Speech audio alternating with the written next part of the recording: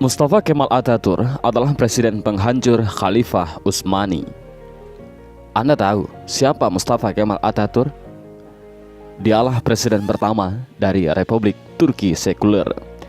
Dialah dalang dibalik kekacauannya Khilafah Utsmani sampai Khilafah Utsmani harus runtuh pada 3 Maret 1924. Dan ketika Mustafa Kemal Atatürk berkuasa di Turki, dia menjadi diktator pertama di dalam dunia Islam.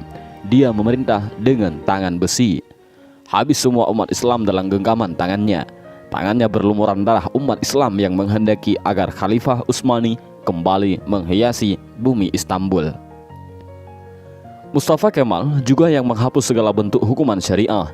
Dia yang menghapus hukum potong tangan bagi pencuri, hukum rajam bagi penzina, hukum qisas bagi pembunuh, lalu digantinya dengan hukum penjara.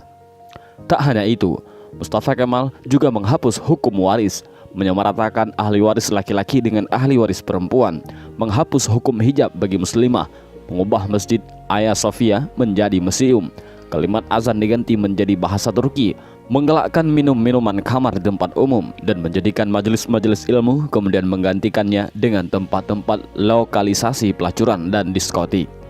Tak hanya mengubah sistem pemerintahan Turki yang Islami menjadi sekuler, Mustafa Kemal juga memiliki sifat sombong sebagaimana Firaun. Dalam suatu kesempatan, Mustafa Kemal berpidato di hadapan para tentara ex-tentara khilafah. Dalam pidatonya itu, Mustafa Kemal membanggakan dirinya dengan berkata, "Kini sekarang siapa yang berkuasa, aku atau Tuhan?" Dengan perasaan takut, para tentara itu serentak mengucapkan, "Andalah paduka yang kami takutkan sekarang." Mendengar jawaban dari para tentara itu, senyum kesombongan mengukir di bibir Mustafa Kemal. Tapi semua itu berhenti ketika periode akhir Oktober 1938. Saat itu, Mustafa Kemal awalnya menderita penyakit kulit, namun Mustafa Kemal menderita penyakit tambahan yakni malaria, lever, dan penyakit kelamin. Dokter pribadinya pun memberi salep dan dioleskan di kulitnya yang luka karena garukan dari kukunya. Dr. Abdullah Azzam dalam bukunya Al-Munaratul Mafkudah menjelaskan prosesi ajal Mustafa Kemal Atatürk yang sangat mengerikan. Menurut Dr. Abdullah Azzam, sebuah cairan berkumpul di perutnya secara kronis, ingatannya melemah, darah mulai mengalir dari hidungnya tanpa henti. Untuk mengeluarkan cairan dalam tubuhnya, dokter pun menusuk jarum di perutnya. Tapi hasilnya perutnya membusung dan kedua kakinya membengkak.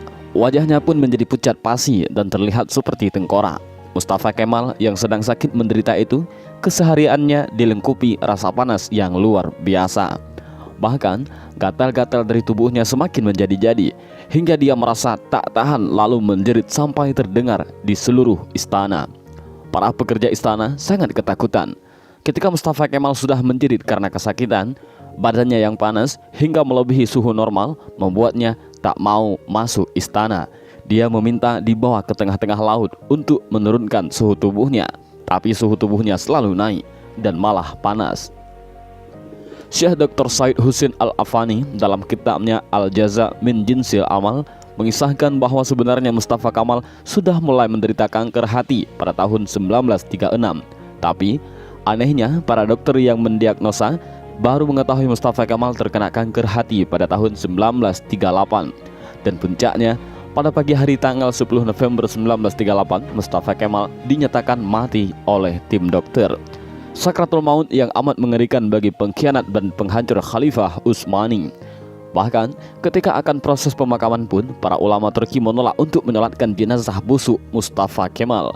Baru di hari ke-9, atas desakan dan permintaan dari adik perempuan Mustafa Kemal, barulah para ulama dan rakyat Turki mengkafani, menyolatkan dan menguburkan Mustafa Kemal.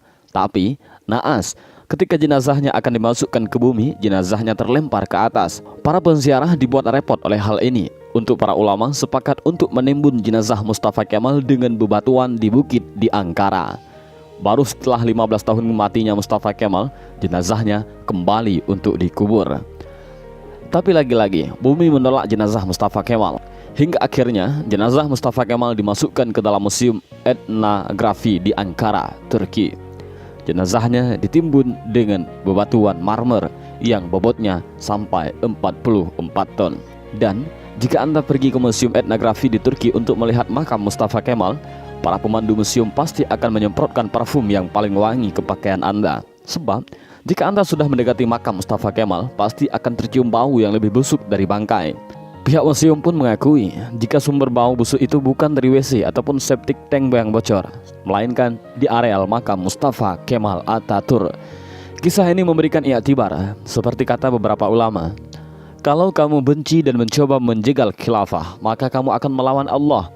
Lihat, kematian yang mengerikan menimpa Mustafa Kemal Atatürk, si penjegal dan penghancur khilafah Utsmani.